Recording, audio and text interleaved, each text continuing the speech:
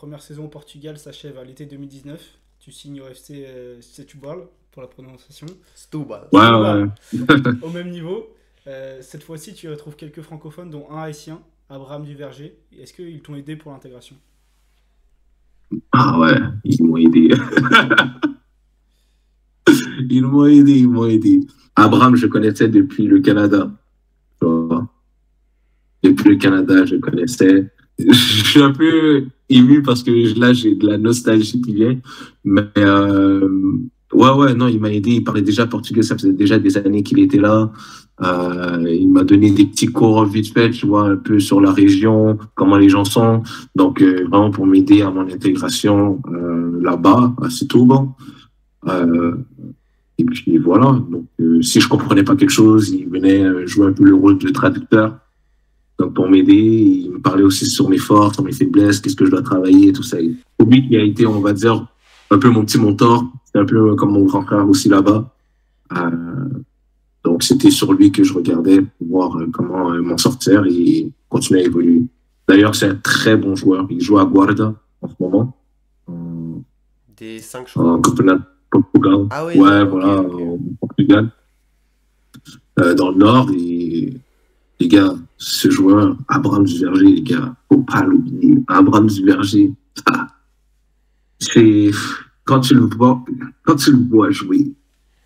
Quand je te dis, tu le vois jouer là,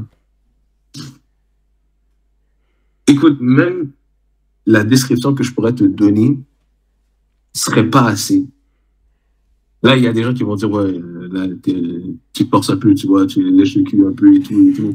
Mais c'est non, les gars, vous devez comprendre quand tu le vois. D'ailleurs, j'ai même pas besoin de te dire à quoi il ressemble. Tu vas juste regarder un match, tu vas voir qui va maîtriser le ballon d'une certaine manière, tu vas déjà savoir c'est qui. T'as même pas besoin de savoir il est dans quelle équipe, tu vas savoir c'est qui. C'est juste pour te dire la dinguerie, ok, du niveau du joueur. Et moi, ça me fait mal que il a passé aussi des épreuves et je pense que je lui laisserai à lui de s'exprimer tout seul, tu vois, par rapport à ça, parce que ça ne me regarde pas. Mais de ce que moi j'ai vu, moi ça me fait de la peine. Il y a tellement de joueurs comme lui qui mériteraient justement d'être au plus haut niveau et qui ne le sont pas pour quelconque raison. Tu vois. Et voilà, et moi de mon côté, je me dis, ben, moi j'essaie de pousser et tout pour ouvrir la porte à ces genres de joueurs-là aussi. Ouais, du coup, on suit un peu les divisions inférieures portugaises et on remarque que pas mal de clubs vont chercher des joueurs au Québec, pardon, ou même au Canada, en général pour les sections jeunes. À titre d'exemple, je sais pas si ça te parle, Dieu merci Michel, qui joue à Oui. Vitória Guimarães. Est-ce que tu ressens qu'il y a une vraie passerelle entre le Canada et le Portugal? Et si oui, est-ce que c'est dû par exemple aux internationaux comme Eustáquio ou encore Steven Vitória? Euh, je pense qu'il y a une réelle passerelle entre le Canada et l'Europe euh, par le biais du Portugal. Pourquoi? Parce que c'est géographique, parce que c'est le premier pays européen qu'on rencontre quand on va en Europe, C'est vrai. peut-être. De deux, est-ce que c'est le fait de la grande communauté portugaise aussi qui est présente à Montréal et un peu partout au Canada, qui facilite justement les relations une fois que les Canadiens arrivent là-bas? Peut-être aussi. Je pense que c'est un mélange de tout ça qui fait un cocktail, qui fait en sorte que, ben, une fois que tu le bois, ça goûte bon. Bon. Ouais, moi j'ai envie de dire ça. Hein. Et c'est comme ça. Et puis, s'il y a d'autres personnes qui pensent qu'il y a autre chose, ben, qu'ils le disent, tu vois, parce que moi aussi, c'est quelque chose qui m'intrigue. Mais oui, je pense vraiment qu'il y a une réelle passerelle à partir du Portugal. Voilà. Et seulement 6 mois après ton arrivée, tu débarques dans un autre club, toujours autour de Lisbonne, et au même niveau, c'est l'ACDR Contareda. Dis-nous comment se passe pour toi ces quelques mois avant le Covid. Ces mois-là, déjà, quitté FC Setúbal parce que beaucoup de problèmes dans le club. Beaucoup de problèmes, que ce soit rémunération, conditions. Je sais pas, mais je pense qu'ils n'existent même plus. Ils ont dû déclarer faillite. De toute façon, Euh, dans cette ville, c'est compliqué le foot. Le gros club, il a connu plusieurs faillites, etc. ouais, ouais, Ça vient ouais. peut-être de la ville, hein, à croire. Ah oui, non, mais pas rester trop longtemps là-bas, hein. Mais oui, donc je sais que une fois les problèmes qui ont été soulevés et tout, moi je suis parti à la CDR Coutada, un club qui était en train de se battre pour le maintien. C'était dur, c'était dur dans le terrain, je veux dire, parce que tout le monde était stressé, tu vois. Parce que si on perdait un match, ben, on était bien évidemment dans la zone de relégation. Et personne ne voulait ça. On commençait à entendre des histoires Covid, etc. Donc, on était en mode, putain, il faut vraiment qu'on soit en mesure de se mettre bien, correctement, avant qu'ils shut down tout le championnat. Finalement, j'étais en mesure de faire quelques buts, quelques matchs, qui a aidé justement le club à remonter au classement et être bon pour la saison prochaine. Donc, on n'est pas relégué. Donc, on s'est maintenu. Et, malgré qu'il restait, je pense, 4 à 5 matchs encore, tu vois, pour définir si on était vraiment maintenu. Mais heureusement, on a gagné vraiment les matchs importants. Et la saison d'après, ben, je renouvelle avec eux, je fais ma saison tranquille, je marque mes buts, j'ai encore un autre nom, les gens sont contents, etc. Donc, et c'est là où est-ce que, à un certain moment, je vais aller dans un autre club aussi à Santiago, mais je pense que je laisse Bah, tout simplement faire en- l'introduction. entre-temps, il y a eu cet essai en Arménie dont tu nous parlais tout à l'heure, non? Ah oui, oh là là, je pense que c'était en 2019, 2020 ou 2020, 2021. Bref, je n'ai pas mon passeport avec moi là en ce moment. Mais écoute, je suis allé là-bas. C'était après la sélection haïtienne. Et puis là, bon, un agent qui me parle, tout ça et tout, il semblait très legit. Il me dit, ouais, écoute, il y a un club professionnel qui voudrait te signer et tout, mais il faut que tu fasses un essai. C'est une semaine. Je dis, OK, je vais là-bas, tranquille. Il y a quelques joueurs français. Ouais, 2 joueurs français que j'avais rencontrés là-bas. Il y avait un ancien euh, international haïtien aussi qui était là-bas. C'était l'attaquant numéro 1 du club. Jonel Désiré, quoi. Le club, c'était quoi? FC Lori. Ok. Et bref, donc j'arrive, je fais le match en concours. Ça se passe quand même plutôt bien. C'était pas dégueu. Les entraînements, j'ai vu ça, tu vois. Et après ça, ben, il y a le coach qui me dit bon, finalement, on voudrait te prêter à un autre club, tu vois. Et là, je me suis dit, mais j'ai pas le souvenir d'avoir signé quoi que ce soit, déjà, tu vois. Genre, comment me prêter? Il me dit, ouais, parce qu'il y a genre 2 autres attaquants qui viennent, mais t'es vraiment bon et on voudrait te garder, tu vois, mais faut qu'on t'envoie à la capitale, à Yerevan, pour te faire voir par ce club-là, tu vois. Et là, moi, je me dis, bah, normalement, tu me signes, et si tu me fais un prêt, bah, c'est juste une question d'argent ou de conditions et tout, tu vois, ils n'ont même pas besoin de me voir. Mais bref, je suis pas dans mon pays, je connais pas la langue non plus, je parle que anglais. Et là, il me dit, ouais, je t'attends à la capitale, ça c'est mon l'agent qui m'a dormi là-bas. Il me dit, je t'attends à la capitale, telle adresse, vas-y. Je pars du nord, de Seluri, de l'Arménie. Là, il faut que je passe à travers tous les montagnes, là, jusqu'à la capitale. Personne parle anglais. Je monte juste avec mon téléphone, tu vois. Heureusement, il me restait quelques barres dessus en disant je dois aller à cette adresse. I need to go to this address, please. Et là, tu en avais un qui parle en anglais. Il a capté ce que je voulais. Il m'a dit il faut prendre l'autre autobus. Je vais là-bas. 4, ouais, 3-4 heures de route. J'arrive à Yerevan. Je rencontre une personne du club en question. Il me dit, bon, on va t'emmener à l'hôtel, tout ça, là, là. Je vais dans un hôtel, on va dire hostel, plutôt, auberge de jeunesse. Là, je me dis, bon, ok, moi, j'ai un lit, tu vois. Le lendemain, je vais à l'entraînement. J'arrive dans le club en question pour lequel ils voulaient me prêter. Les gars, ils viennent avec des t-shirts de couleurs différentes. Je me dis, ouais, exactement, tu vois, la tête que tu viens de faire, mais moi, je l'ai fait, tu vois, je l'ai fait. Ça commence à puer, là. Je me dis, bon, peut-être une, deux fois, vas-y, peut-être c'est un gardien, c'est un attaquant, et les milieux de terrain, tu vois, ils sont classés comme ça, tu vois. J'étais vraiment dans l'innocence. C'est le déni là. Ouais, c'est le déni, c'est le déni. Ça se fait On fait les entraînements, on parle russe. Et là, je vois un mec qui s'énerve parce que je comprends pas le russe. Là, je me dis, bah, je suis pas russe, donc forcément, je vais pas te comprendre. Et là, il y a eu le capitaine qui est venu, qui a expliqué la situation et tout, et il m'a fait genre, oh, je peux le faire, tu vois. Et là, je me suis dit, ok, bon, je pense qu'il m'accepte, tout ça, je fais l'entraînement, tout se passe bien. Je fais 2 matchs en concours, je marque 4 buts dans les 2 matchs. Et là, il me dit, le collaborateur de mon agent, il m'appelle, il me dit, écoute, c'est bon, FC Lori va te signer, tout ça, tu vas aller en prêt, mais avec ce club-là. Là, moi, j'appelle mon tuteur, tu vois, au Portugal, là. J'appelle Mendes, et là, je lui dis, chef, voici ce que j'ai vu, genre, depuis que je suis arrivé, j'ai vu ça, ça, ça. Et dans ce temps-là, lui, il travaillait pour le Sporting Club Portugal, tu vois. Donc là, il connaît. Là, je lui explique ça, il me dit, yo, c'est quoi cette affaire-là, man?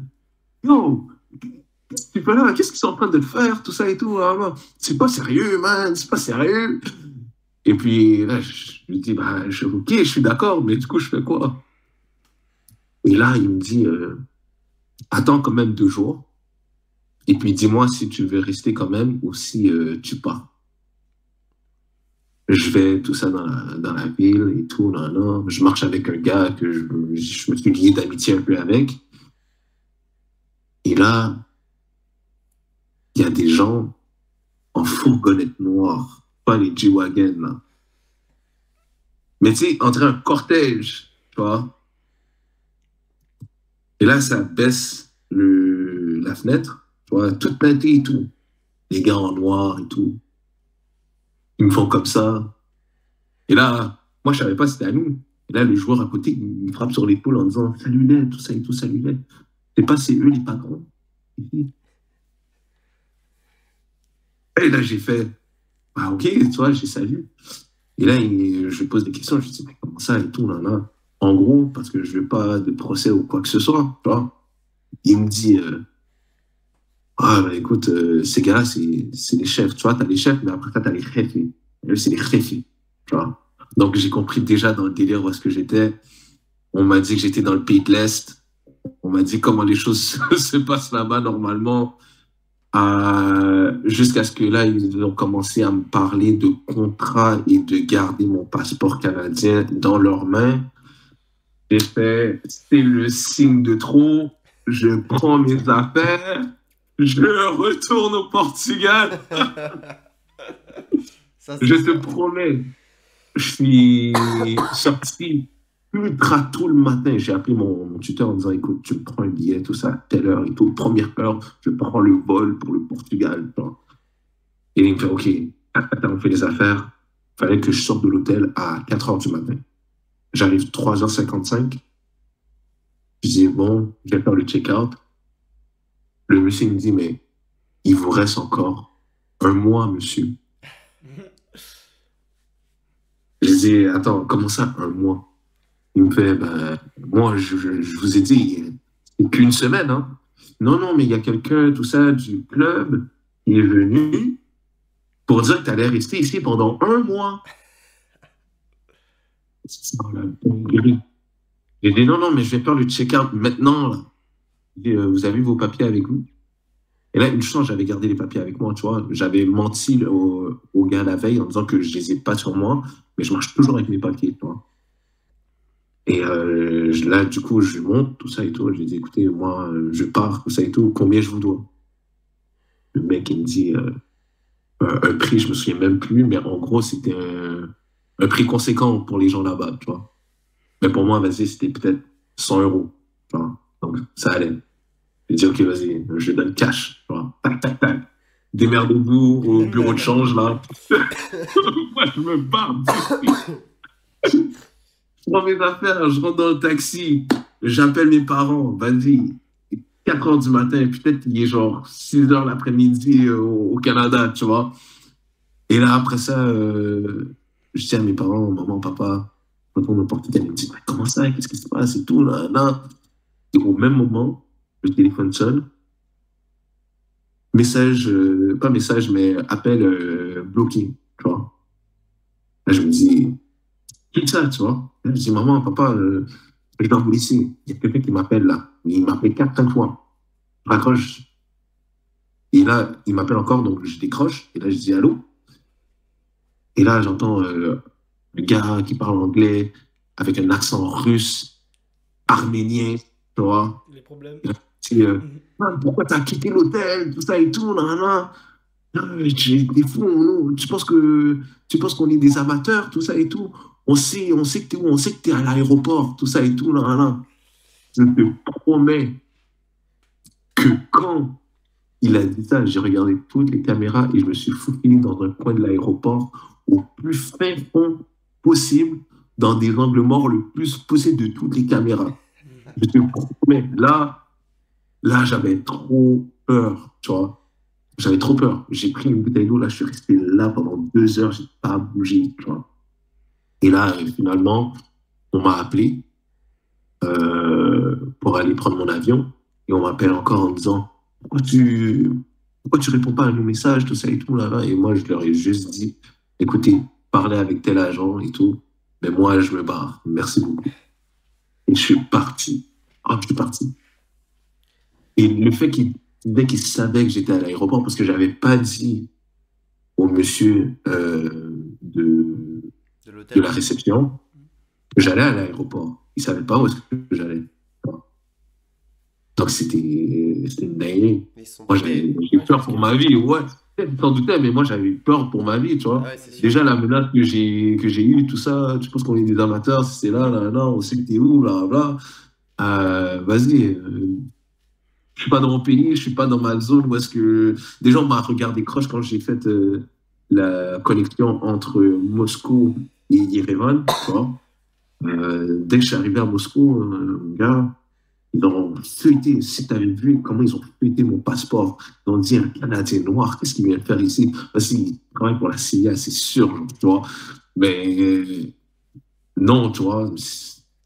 En tout cas, c'était une expérience assez particulière pour moi. Et c'est pour ça que, en parallèle avec l'histoire d'avant, je me suis dit, bah, c'est l'Arménie numéro 2, tu vois. Voilà. Mais ouais, sinon, j'ai eu quand même une bonne expérience là-bas. La pauvreté m'a fait mal, parce qu'il y avait des gens qui couraient auprès de moi parce qu'ils savaient que j'étais footballeur là-bas. Et ils demandaient des photos, mais surtout de l'argent, tu vois, la bouffe.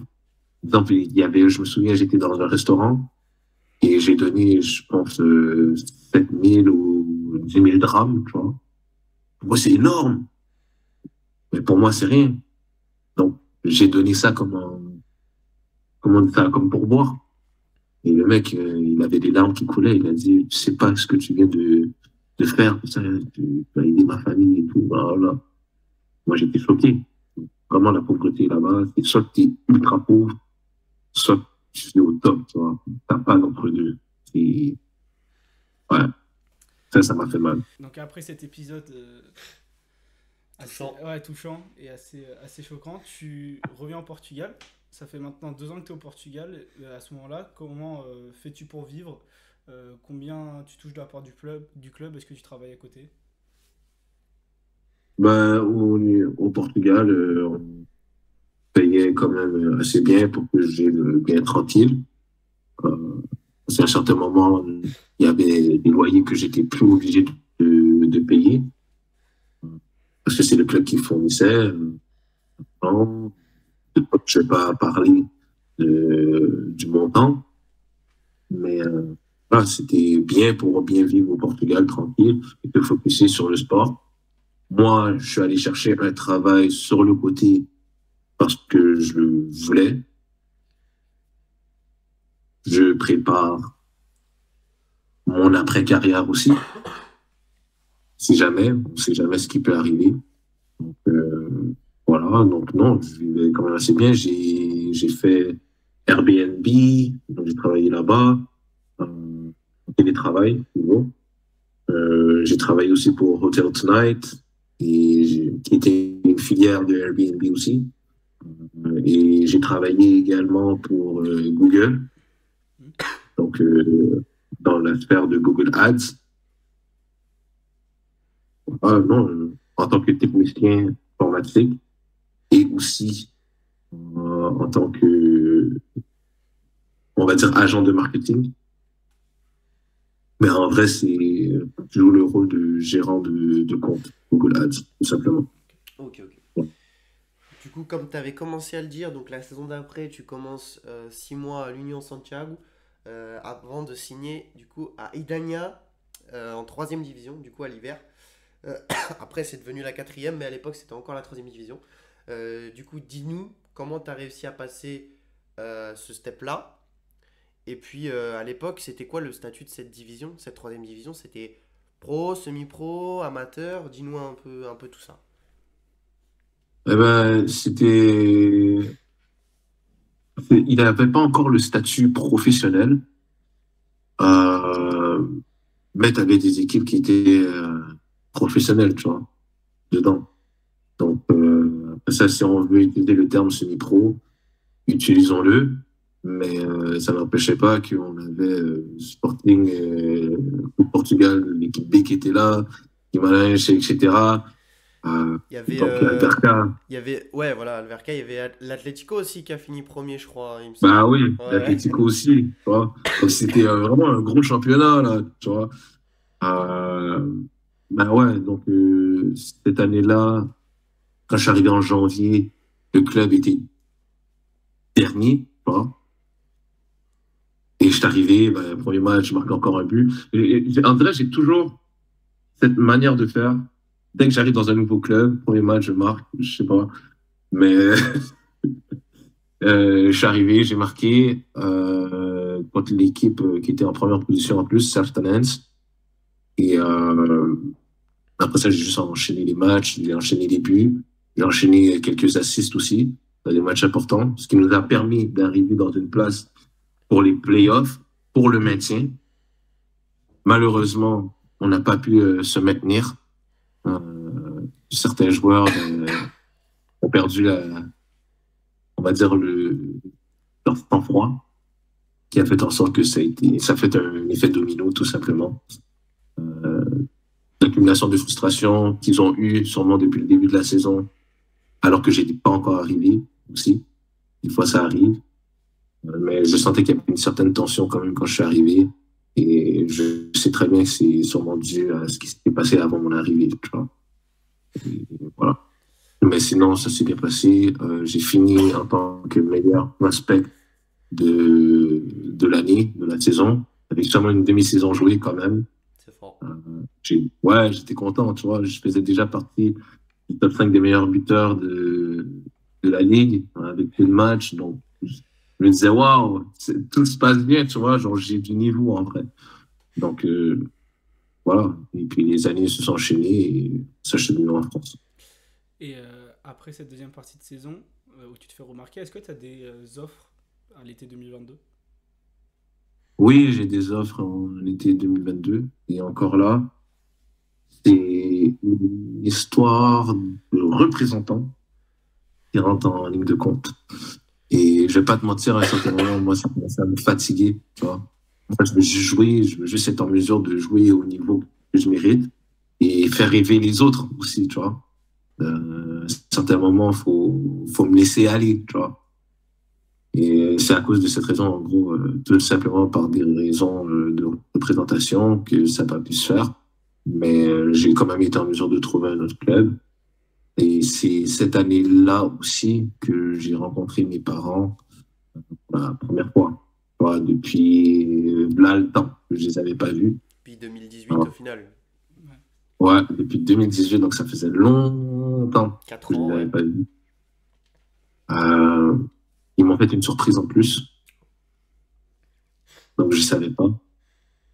Euh, Il y a une histoire derrière ça, lors de leur surprise, mais ça, je lui dirais probablement quand, en tout cas, j'espère un jour arriver dans un club très reconnu, que j'arrive à faire un an et suite à de très bonnes performances, et que là, je partagerai cette histoire-là, cette anecdote-là, mais pas pour aujourd'hui, mais elle est intéressante. Pour la saison donc 2022-2023, tu signes au Sporting Club Payens, donc aux Açores, sur l'île de Terceira, dont on a déjà parlé très récemment avec Jean-Calvin Banga, interview qui est sortie il y a... Bon, ça va sortir après, mais voilà, qui est sorti il y a quelques semaines pour vous. Malheureusement pour toi, l'aventure, elle va vite tourner court. Et si je me trompe pas, c'est là que tu vas subir les foudres d'un physio qui veut te faire jouer, même blessé. Sur pubalgie, je crois, il me semble, quelque chose comme ça. Que voilà, Euh, raconte-moi un c'est- peu. ouais, non, c'était pas la pubalgie, d'ailleurs. C'était tout simplement une contusion osseuse, plus précisément au niveau de la cheville. Ah, ok. Et Rien à ouais, voir. ouais, donc, Rien à voir. si, ouais, rien à voir. Mais tu vois, la contusion, si elle était que musculaire, j'aurais été en mesure de retrouver le terrain quand même assez rapidement, tu vois, sans problème. Mais le problème, c'est que le fait que la contusion s'est faite sur l'os, et ben, l'os, ça prend un peu plus long à se remettre, tout simplement. À cause des nerfs qui sont à l'intérieur aussi, entre autres. Bref, la région enflammée donne une trop grosse pression importante. Et du coup, je me blesse à l'entraînement. La précision se passait très bien. Je me blesse à l'entraînement. Hop là, je fais les soins et tout. Et ils m'ont dit, ben, j'ai une contusion osseuse. Sauf que le coach, dans ce temps-là, il en avait rien à battre. Il en avait rien à battre tellement que il m'a forcé, c'est lui qui me forçait à m'entraîner sur la blessure et à jouer les matchs sur la blessure. Quand j'ai joué mon premier match de Taça de Portugal, donc de la Coupe du Portugal, j'ai joué strappé, tu vois, mais strappé au bout. J'arrivais à courir quand même, mais j'avais mal. Tu vois. Je me souviens qu'à un certain moment, j'en pouvais plus. Et le physio le voyait très bien, il y avait des semaines qui passaient, tu vois. Et là, il m'a dit, écoute, je vais essayer quelque chose. Tu restes en salle pendant que les joueurs rentrent dans les autobus pour aller au terrain d'entraînement. Parce que tu avais nos vestiaires, le centre d'entraînement, ou le centre de formation, comme ils appellent, où est-ce qu'on se changeait. Le vestiaire était là, et puis après ça, il fallait que tu prennes le transport pour aller sur un autre terrain d'entraînement qui est à genre 15 minutes sur l'île. Et en gros, il m'a dit, pendant que eux, ils vont faire leur voyage, c'est une distraction. Comme ça, ils vont pas voir que tu es resté justement ici. Finalement, ça n'a même pas pris 30 minutes. Au moins de 20 minutes, je reçois un appel. On me dit, ouais, faut que tu viennes là, l'autobus vient te chercher. Et là, j'ai dit, mais le physio m'a dit que je devais rester là. Ça. Et il a dit, écoute, c'est mieux pour toi, rentre dans l'autobus. J'ai dit, ok, rentre dans le bus. J'arrive sur le terrain. Et là, mais comment on m'a humilié, comment le coach m'a humilié devant tout le monde. Le coach, il a commencé à me traiter de tous les noms les plus dégradants que tu peux dire à une personne de mon ethnicité, si je peux le dire comme ça. Ouais, exactement, Griffon. Donc, les pires. À un certain moment, je me suis dit, je suis sûrement en train de rêver, tu vois. C'est pas possible. C'est pas possible qu'ils le disent comme ça. Ah non, il l'a dit. Je vais même pas les répéter parce que Ouais. je vais pas m'abaisser à ce niveau-là non plus. Et il y avait des joueurs voilà, qui riaient un peu et tout. Nan, nan, nan. Et là, ça m'a fait mal encore plus. Tu vois. Et là, moi, j'étais en train de boiter. Il me disait, vas-y, voilà, cours, cours, cours. Mais la douleur était tellement telle que je pouvais pas courir à une vitesse normale. Tu vois. Donc, du coup, je prenais tout mon poids d'une jambe qui était encore la bonne Tu compensais. et je compensais. Et là, à un certain moment, ça faisait tellement mal. Tu vois, ça faisait 15 minutes que je cours dessus en faisant des tours de terrain, alors qu'eux, ils sont en train de s'entraîner. Tu vois. Et là, je commence à avoir des larmes qui coulent. Mais je sais que je pleure pas. Mais la douleur est telle que des larmes coulaient. Et là, le physio, à la fin de l'entraînement, il va voir le coach. Tu vois, je vois qu'ils sont en train de se disputer un peu. Et là, le coach, il me demande à venir et il me dit, écoute, je viens de parler à ton physio, là. Je te donne 24 heures. Demain, t'as repos. Mais dans 48 heures, je ne veux plus entendre rien à propos de cette cheville-là. Moi, je dis, écoute, je vais prendre les 24 heures. Hein. Je prends les 24 heures, mais bien évidemment, à cause de la blessure et ce qu'il m'a fait faire entre-temps, ça va prendre un peu plus de temps. Donc, finalement, ça tombe que le lendemain, le physio en question qui essayait de me protéger a été licencié. Donc, on l'a remercié. On disait, il ne remplissait pas les tâches qui lui avaient été attribuées au prétexte de je n'en sais rien. Mais je sais très bien que c'était à la demande du coach. Et quand j'ai fait de la visite au cabinet, eh ben, il va me parler en me disant, écoute, ne laisse personne, même pas Dieu, tu vois, t'empêcher, tu vois, ou de ruiner ta carrière ou de retirer ta dignité, tu vois. Et moi, c'est une parole qui m'est restée dans ma tête jusqu'à aujourd'hui, tu vois. Et c'est pour ça que moi, j'essaie de me faire respecter. Et que d'abord, je respecte tout le monde, mais que j'attends aussi à avoir un certain niveau de respect. Je ne demande pas que tout le monde me respecte comme moi, j'y respecte, mais il y a un minimum de respect. Donc, voilà, je ne me suis pas senti du tout respecté dans ce temps-là. C'était dur pour moi. Finalement, j'étais en mesure de reprendre correctement. Et c'est là où est-ce que j'ai demandé à partir, tout simplement. Et voilà. Mais en plus, si on se trompe pas, tu commences à avoir des retards de paiement. Et lorsque tu demandes à ton agent de trouver un autre projet pour l'hiver, il te fait une proposition plus que farfelue, celle de jouer en 8ème division avec des primes de match et une maison sur une île. Donc déjà, comment tu réagis à cette proposition et surtout comment tu te sors de ce pétrin? Eh ben, moi, je vois ça, je me dis, ok, c'est bien beau, tu vois, on est dans les Açores. Les gens, quand ils m'appellent, ils me disent, ouais, t'es chanceux, t'es dans l'archipel et tout. Il fait beau, t'as une maison, t'as une voiture de fonction qui te proposait un salaire assez conséquent pour les Portugais là-bas. Vas-y, moi, je signe à tous les jours à ta place, sauf que moi, je priorise toujours le plan sportif. Tu vois. Je suis encore jeune, j'ai encore des années devant moi. Donc, c'est le plan sportif et bien évidemment, la rémunération va suivre par la suite. Mais d'abord, la base. Tu vois. Si la base n'est pas bonne, ben, même si l'argent est là, elle va pas rester longtemps. Tu vois. Et d'ailleurs, où est-ce que je vais trouver mon plaisir là-dedans? Moi, c'est pas l'argent qui m'a fait kiffer le foot. Hein. Moi, c'est le poteau rampant de Zidane. Donc, ah oui, et ça, c'est important de le mentionner aussi. Parce que, bien évidemment, il y a des joueurs qui vont jouer pour l'argent, mais tu as des gens qui sont des vrais passionnés. Moi, je fais partie de cette catégorie-là. Un joueur passionné. Voilà. Donc, quand je parle de mon sujet, et on peut sentir la passion. Tu vois.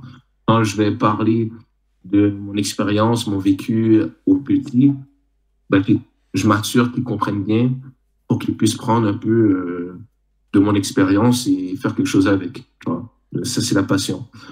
Sauf que ce contrat-là, c'était zéro passion. Tu vois, c'était que de l'argent. Et je lui disais, bah, merci beaucoup. Je pense qu'on s'entend plus très bien.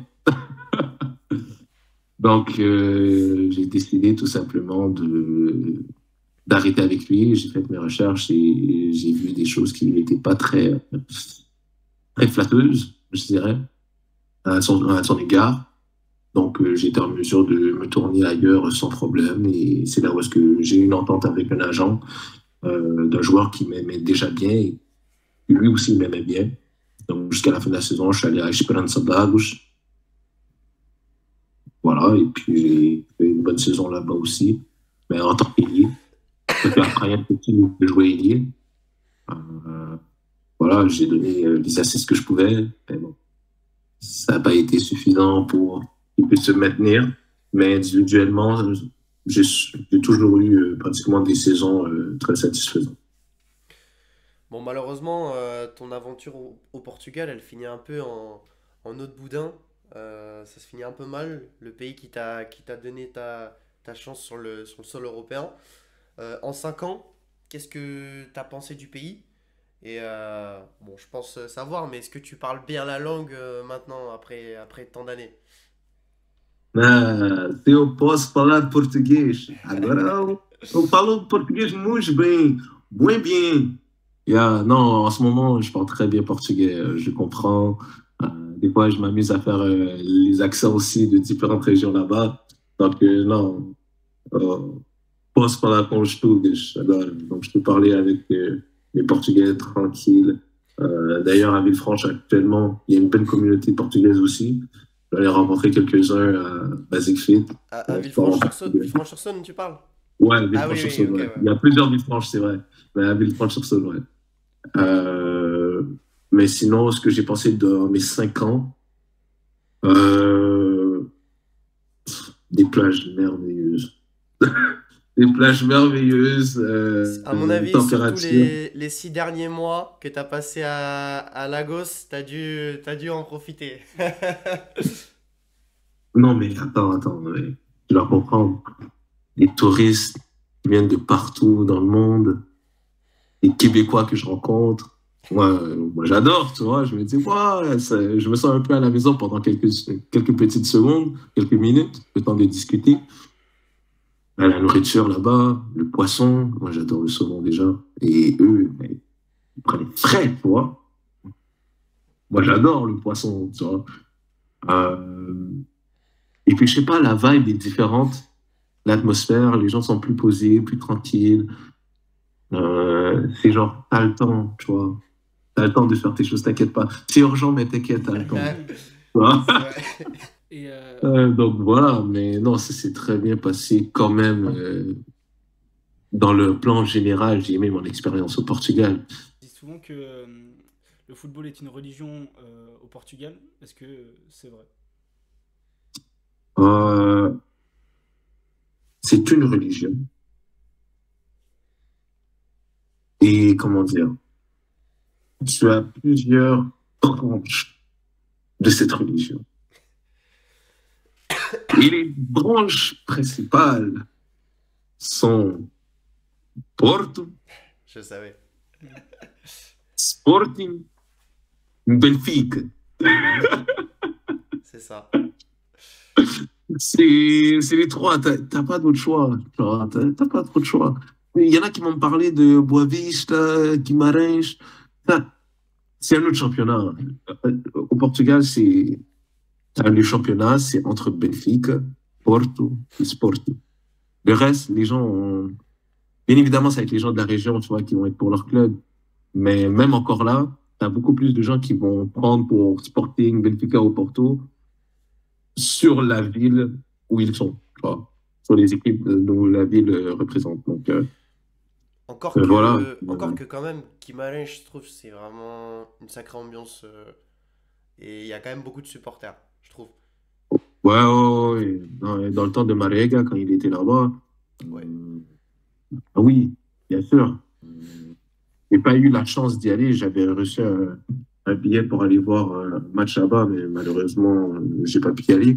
Mais j'ai vu les photos, les vidéos, et c'est intimidant, tu vois. Mais Quand je leur disais que j'aimais bien Marítimo, c'était le club que j'aimais bien au Portugal, Los lequel? Marítimo, celui qui est aux Açores, là, Lequel tu m'as dit?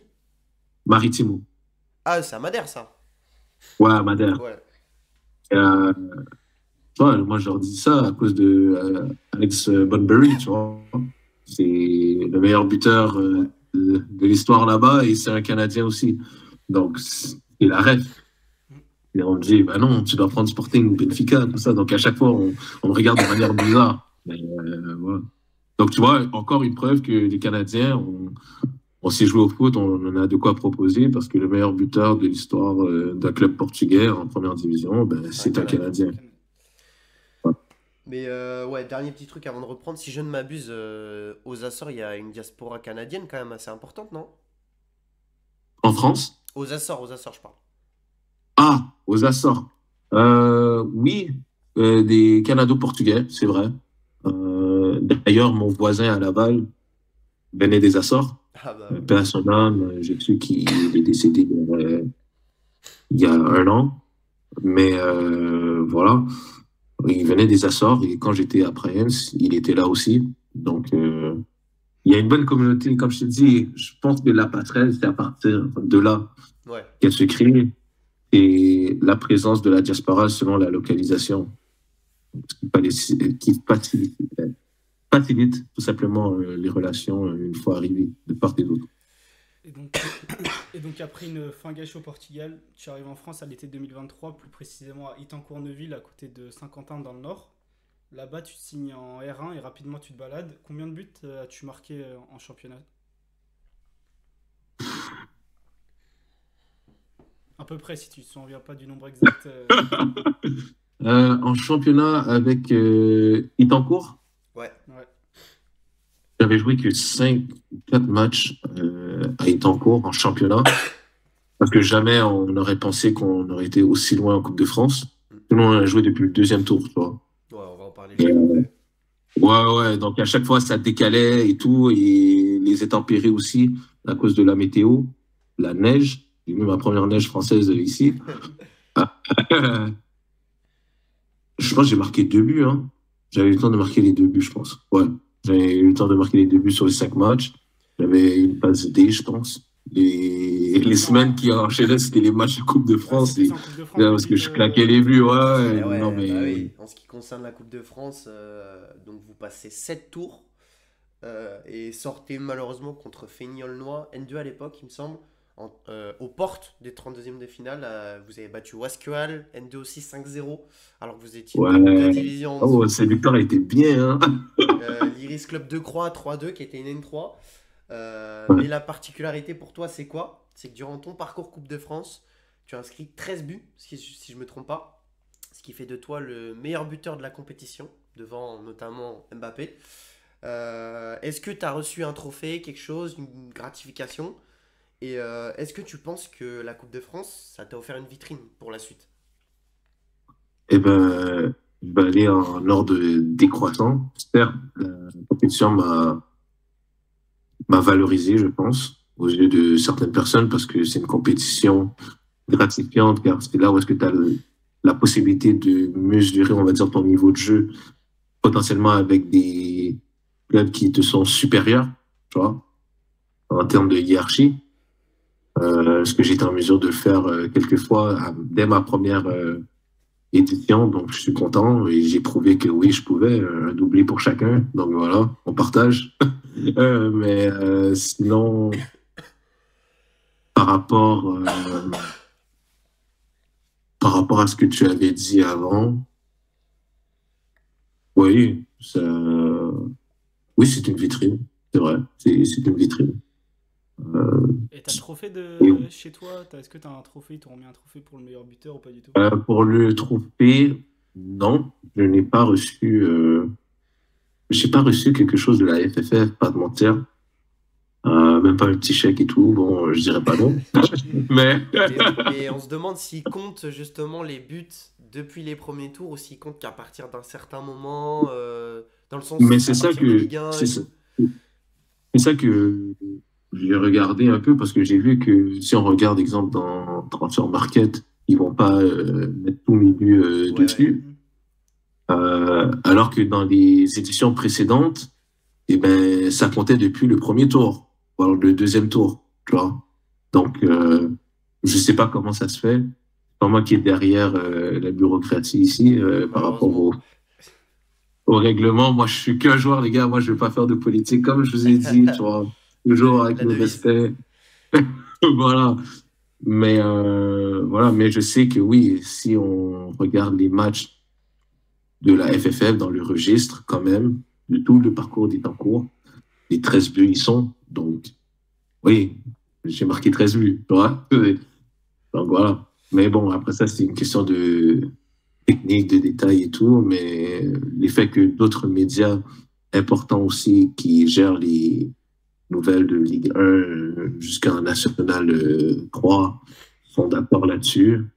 Moi, je pense que c'est assez gratifiant et puis les gens, ils regardent ce que les médias donnent. Donc, si je suis reconnu par les médias, moi, ça me va. Donc, grâce à une première partie de saison XXL du côté du nord de la France, une proposition s'offre à toi, celle de signer en Corse au Gallia Luciana. À cette époque, le club était mal en point. Tu te sentais vraiment prêt à relever ce défi? Comme je t'ai dit, le challenge, moi, je mange ça pour déjeuner. Donc, il y avait eu une entente, je me souviens, mon président de l'époque, là, il est en cours, Julien Dive, d'ailleurs que je salue, si jamais il regarde cette interview. Euh, Très bon ami à moi, je peux dire aujourd'hui. Euh, je dirais tout simplement que à ce moment-là, je suis sûr qu'à un certain moment, on va s'asseoir autour de café et on va parler de cette journée-là parce que je me souviens, il m'avait appelé en me disant, écoute, je voudrais vraiment te garder, on peut faire des efforts et tout, tu vois. Mais je lui ai dit tout simplement que, tu sais, monsieur le président, avec tout le respect que je vous dois, tu sais, je vous remercie pour m'avoir ouvert la porte déjà de la France parce que c'est grâce à vous que j'ai cette opportunité-là. Comme j'ai dit, je priorise toujours le plan sportif avant le financier. Et là, pour le plan sportif, je me disais, et avec l'agent à ce moment-là, on s'était dit que si jamais ce pari se fait bien, je vais en National 3 à la place d'un club National 2 directement, parce qu'il y avait des clubs de National 2 qui me voulaient, euh, et que j'arrive à maintenir le club en ajoutant mon grain de sel, là, j'aurais un peu plus de reconnaissance, tu vois. Ça a pesé encore un peu plus lourd, parce qu'on était vraiment bon avant-dernier, là. Et là, je suis arrivé, il y avait des gens d'un peu partout qui m'avaient connu, ils me disaient non, mais c'est la plus grosse erreur, tout ça, t'as jamais fait. Écoute, comme on dit, c'est à la fin du récital qu'on paye les musiciens. Donc, l'effet qu'on a fini sixième, je pense sur un pool de 13 ou 14 équipes, C'était serré, je crois, cette année-là. c'est ultra serré. Mais nous, il fallait qu'on enchaîne des victoires, tu vois, et qu'on marque des buts. Parce que ça allait jouer vraiment sur le différentiel, sur le dernier match du championnat. Et c'est ce qui s'est passé, tu vois. Donc, j'ai claqué mes buts, j'ai fini meilleur buteur de mon équipe, en peu de matchs encore. Et voilà, donc je pense que dans toutes les équipes que j'ai faites, je fais partie des meilleurs de quelque chose. Tu vois. Donc, c'est la grinta, comme on dit, que j'ai, qui fait en sorte que je vais aider l'équipe d'abord et le reste viendra. Tu vois. Et je sais que des fois, il y a des joueurs qui font la nuance, qui n'arrivent pas à faire la nuance entre être performant et emmener la performance, tu vois. Donc, moi, je dis plutôt, j'emmène la performance. Donc, je veux emmener quelque chose dans le cocktail de l'équipe, tu vois, dans le collectif de l'équipe. Et voilà, c'est en amenant ma performance, que je rajoute un grain de sel qui arrive en sorte qu'on arrive à avoir un petit résultat à la fin, tu vois. Parce que tout seul, tu peux rien faire à la base. Tu vois. Moi, je suis attaquant, je dépends du gardien, défenseur, milieu de terrain, mes ailiers, avant de recevoir le ballon.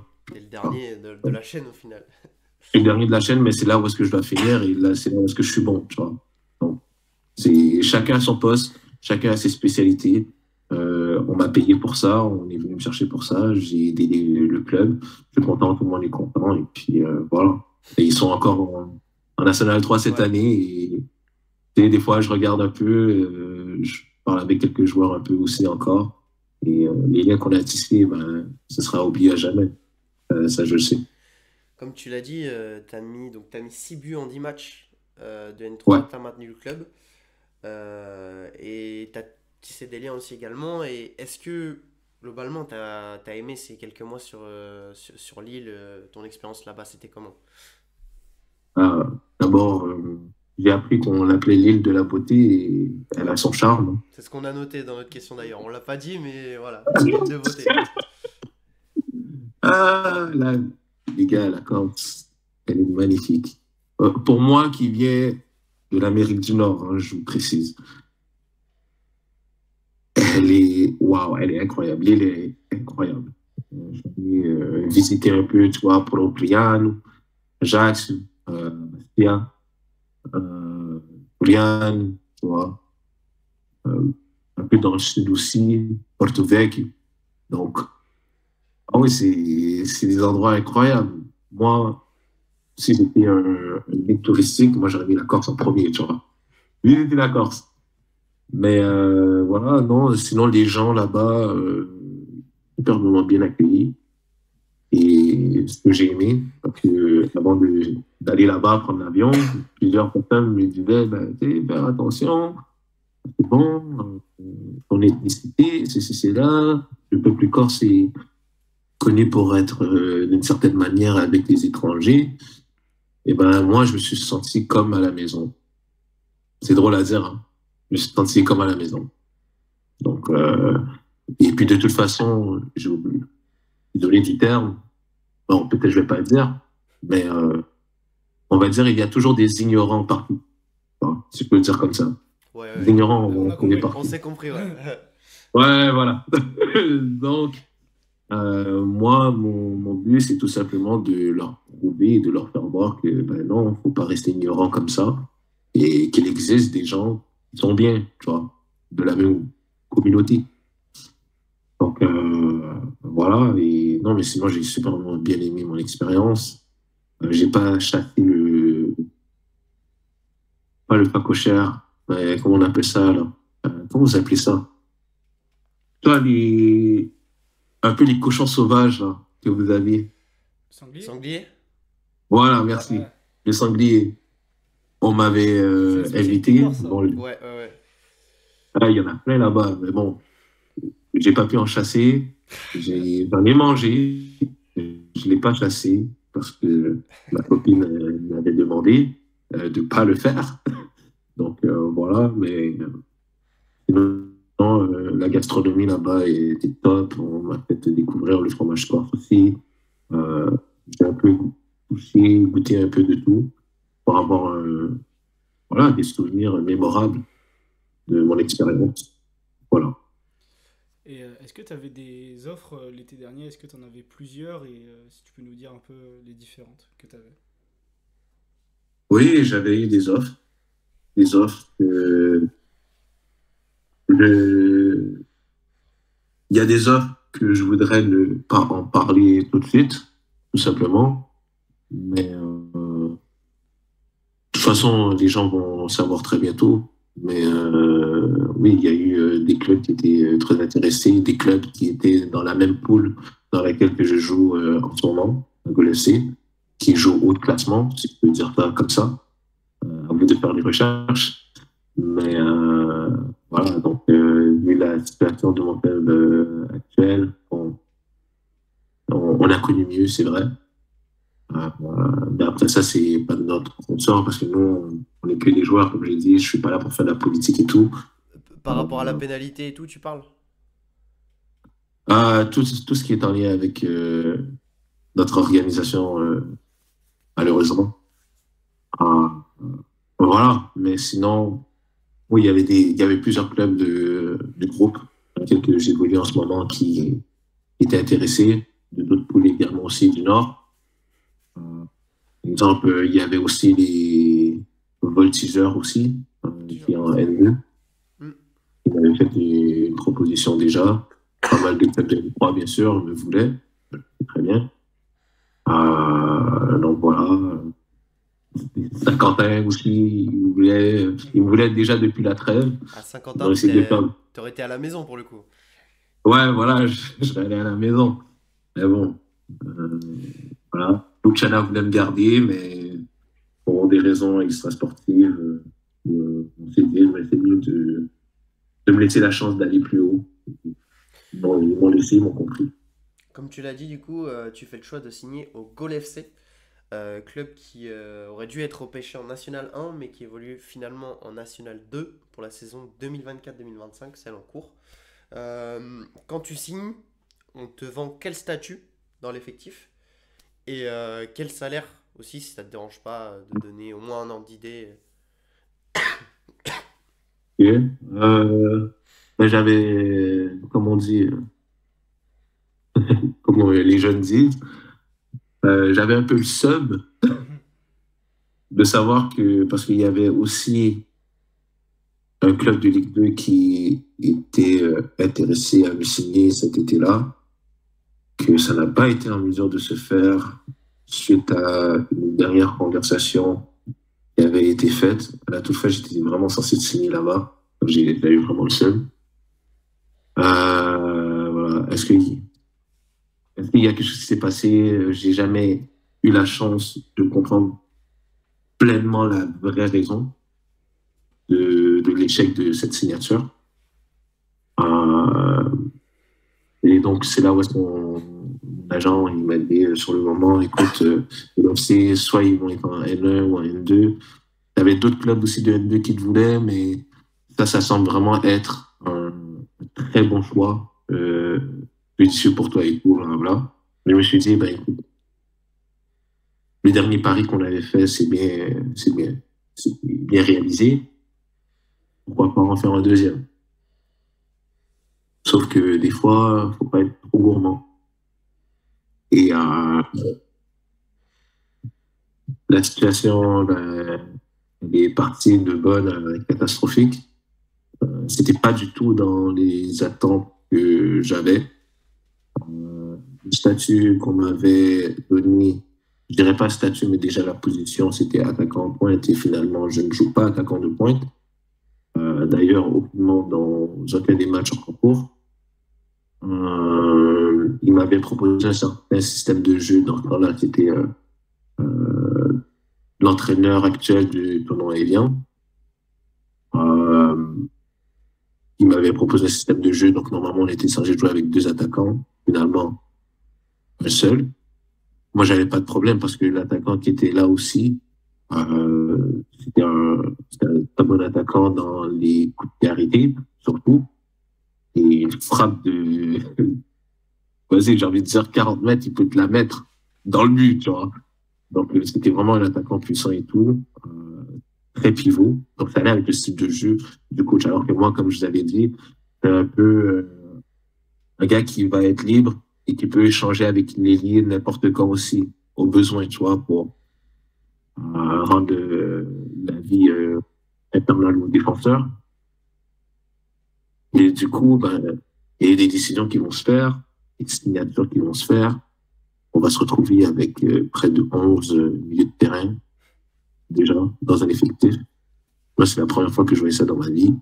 Il y a trop de joueurs. Tu peux faire un 11 de départ avec 11 milieux de terrain, déjà, tu vois. T'avais 6 ou 7 défenseurs.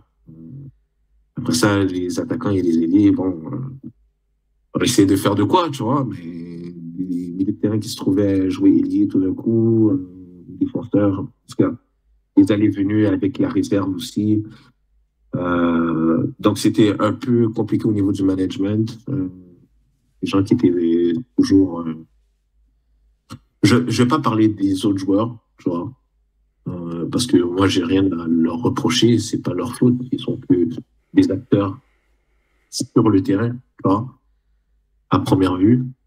Mais de mon côté, moi, de ce que j'ai observé, je sentais que on n'allait pas faire long feu dans cette saison à cause de tout ça. Et là, bien évidemment, les histoires de certificats médicaux qui est arrivé comme une baffe suite au make a stand qu'on a essayé de faire, que le club a essayé de faire pour comment on appelle ça en anglais, c'est strike. En français, ce serait une grève. Ouais, une grève. Ouais, la grève, voilà. Donc la grève, dès la première journée de championnat contre Marignane, on nous a enlevé les points. Hein. Donc, ça n'a pas changé grand-chose. Euh, après ça, et on a eu ouais, on a eu quand même 4 entraîneurs différents au cours de la saison.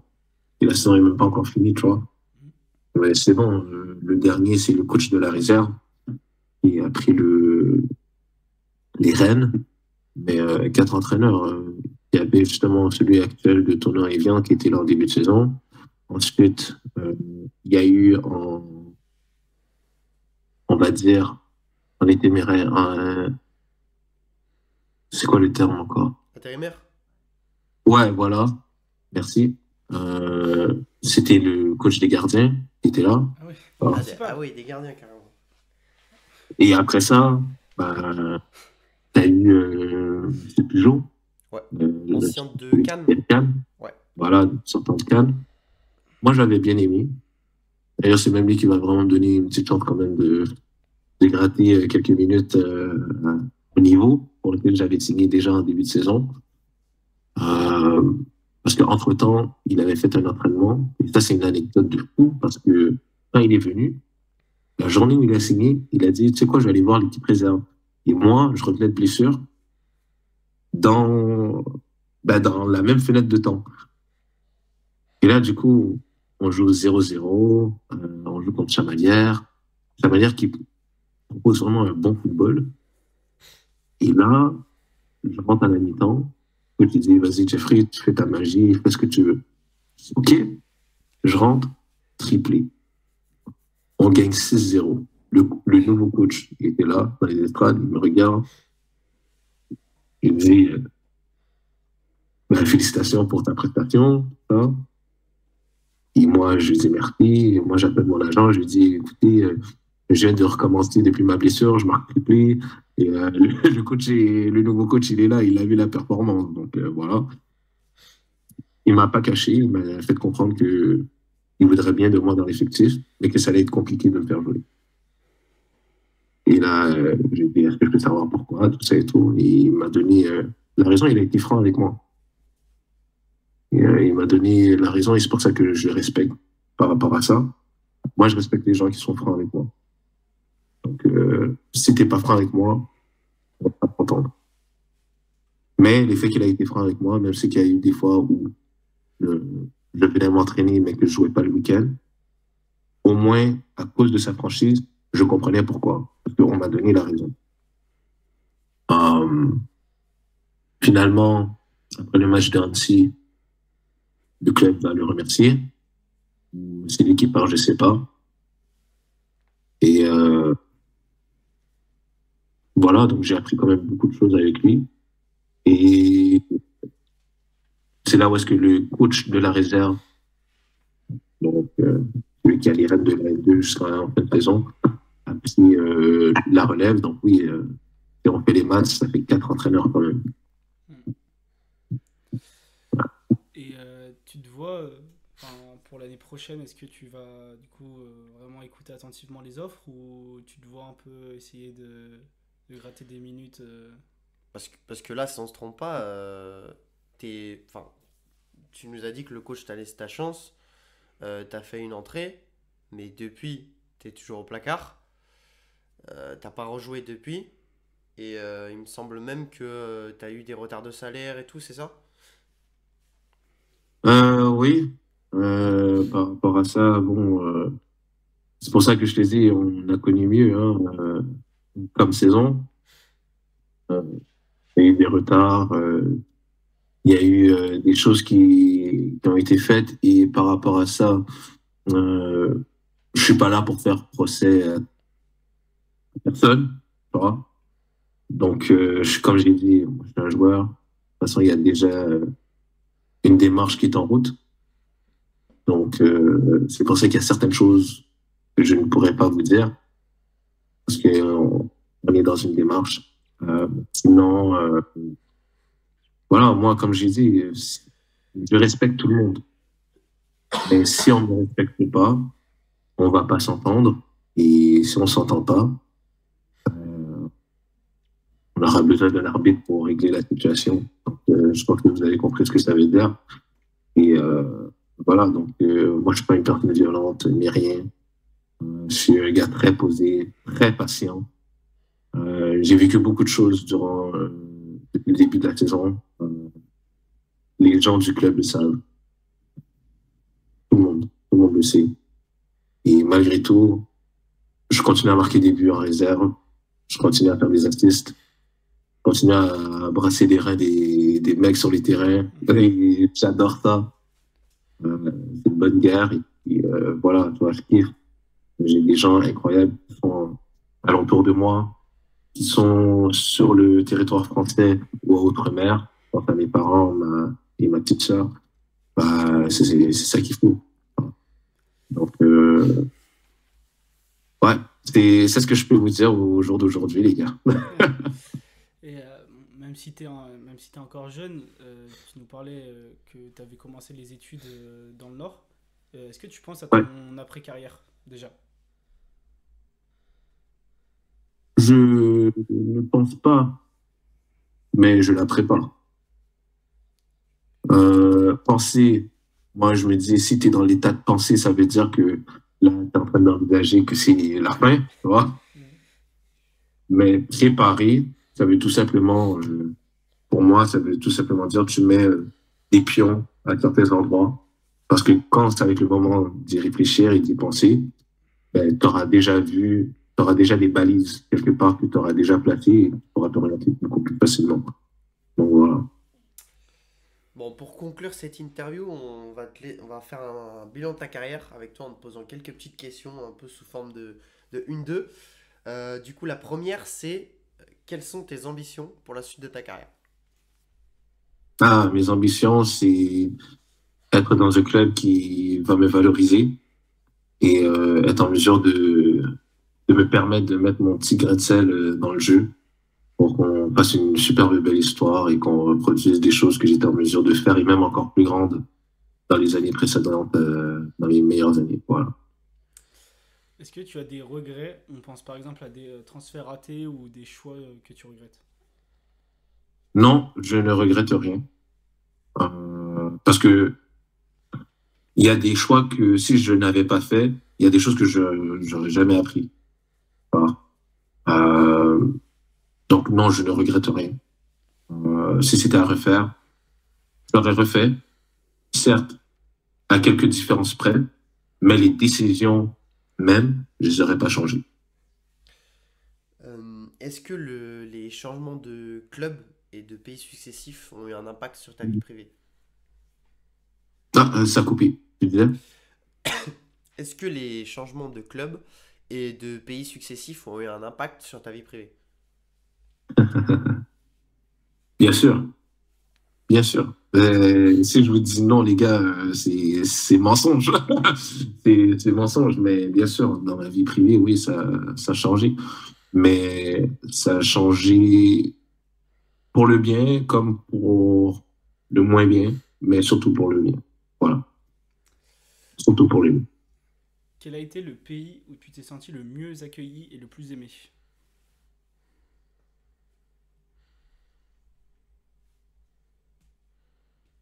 Euh, la Corse n'est pas un pays, mais Ça je pense concerne la qu'il France. aimerait quand même C'est à part. En vrai, que c'est à part la Corse. ouais, c'est à part, mais le peuple corse, oui, c'est là où est-ce que je me suis senti vraiment accueilli. Ouais, contre toute attente de plusieurs personnes. La Corse, ouais. Quel est le meilleur joueur avec qui et contre qui tu as joué? Hmm. Ouais. Euh, je dirais le meilleur joueur contre qui ou avec qui? Les deux, les deux. Ah, les deux. Hmm. En vrai de vrai, Abraham. Abraham du Verger, les gars. Abraham du Verger. C'est pas parce qu'il n'est pas en Ligue 1 en ce moment que c'est un crack, les gars. C'est Abraham du Verger. Tu Je lances le la dis. propagande Abraham Duverger. Le train. Comment? Tu lances la propagande d'Abraham du Verger, là. Le train. Ah ouais, je la lance. Non, mais les gars, oh, waouh, tu vois, je dis ça et j'en ai mal à la tête parce que le gars, il m'a fait vibrer dans toutes les passes D qu'il m'a offert, genre depuis le Québec, au Portugal aussi. Les choses qu'il fait, même quand il était à Vitória Setúbal, dans le club justement qui était en première division là, il y a quelques années, euh, il faisait de la magie sur le terrain, tu vois. Il était en U19, il faisait de la magie. Il était en train de faire des matchs U23 et tout, je l'ai vu en action. Il y avait des agents, ils étaient en train de se serrer et tout pour l'avoir. Après ça, c'est lui qui la racontera. Mais c'était incroyable. Non, ce joueur, j'ai jamais vu un joueur comme lui. Quelle est la meilleure ambiance et le stade... Voilà, je vais refaire. Quelle est la meilleure ambiance et le meilleur stade que tu as connu? Le meilleur stade que j'ai connu, meilleure ambiance. Eh ben, j'ai envie de dire, quand j'étais à Kutada, ouais, à Kutada, écoute, ils venaient avec leur tracteur, dis-toi, parce qu'il y avait une butte derrière le but aussi. Ils faisaient en sorte qu'ils pouvaient voir de l'extérieur sans payer, tu vois, les entrées. Et il y avait des tracteurs qui étaient là, quand il y avait un but, ils faisaient, ils les faisaient aller, tu vois, C'est original. barbecue et tout. Ils avaient des champs fumigènes. Ah non, mais c'était incroyable. Ça, j'ai jamais vu ça de ma vie, donc, ouais, Kutada. C'est qui le meilleur coach que tu as côtoyé? Meilleur coach que j'ai côtoyé. Ça joue entre Pierre,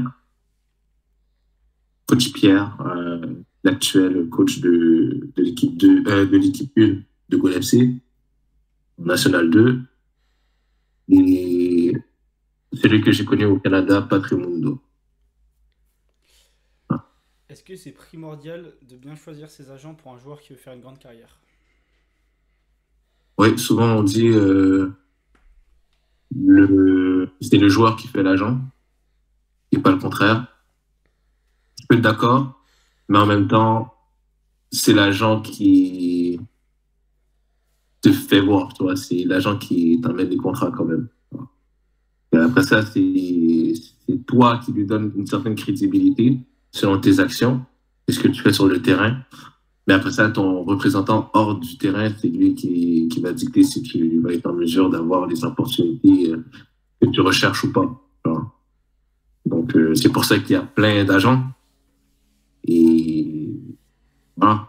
Donc, sinon, si c'était aussi linéaire, il y aurait eu que un, deux ou maximum trois agents. Mais plus que le bassin est tellement vaste, les marchés sont tellement vastes que tu as besoin de tous ces agents-là. Donc, faut juste que tu aies un peu de chance de tomber sur le bon et qui te comprend. Voilà. C'est tout pour cette consultation, on espère qu'elle vous aura plu. Quant à nous, on se retrouve très bientôt pour un prochain épisode. À À plus. plus.